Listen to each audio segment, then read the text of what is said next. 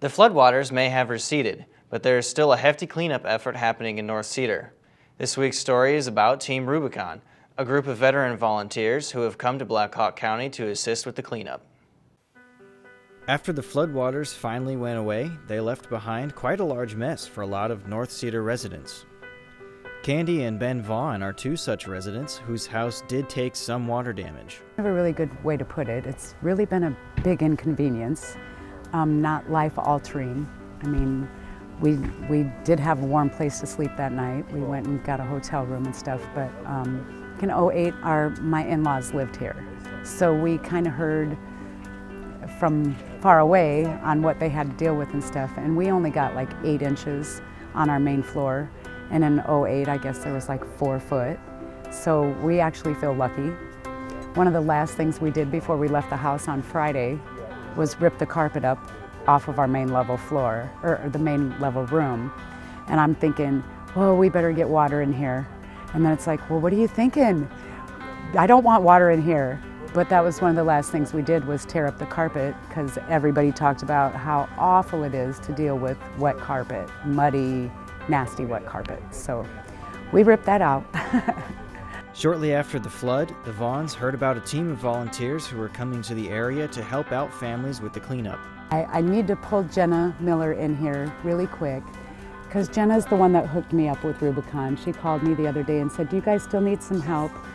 And I said, yep, we did still need some sheetrock tore off and some power washing done.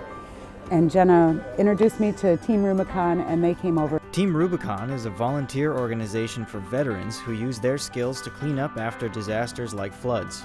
Team Rubicon is a national and international organization for veterans, where we unite the skills and experience of veterans and match them with the needs of communities that are affected by natural disasters.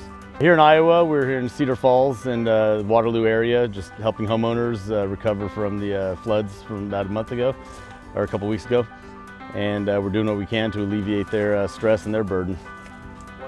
Team Rubicon came here to help families repair and restore their homes after the flooding, but this isn't their first time on the job. Yes, yeah, we respond to any natural disaster. In fact, our first domestic response was the EF5 tornado that ripped through Moore, Oklahoma in 2012.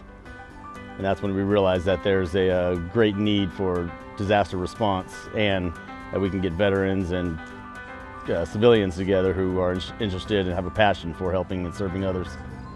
Just this last month we had an operation in Louisiana, in Baton Rouge, after the flooding down there. Earlier this year we were in West Virginia helping with flooding there. Just this last week we were in Wisconsin or Minnesota helping with flooding there. We have teams out west helping with wildfires. And we have some recon and assessment teams out in southeast right now assessing the damage after Hurricane Matthew.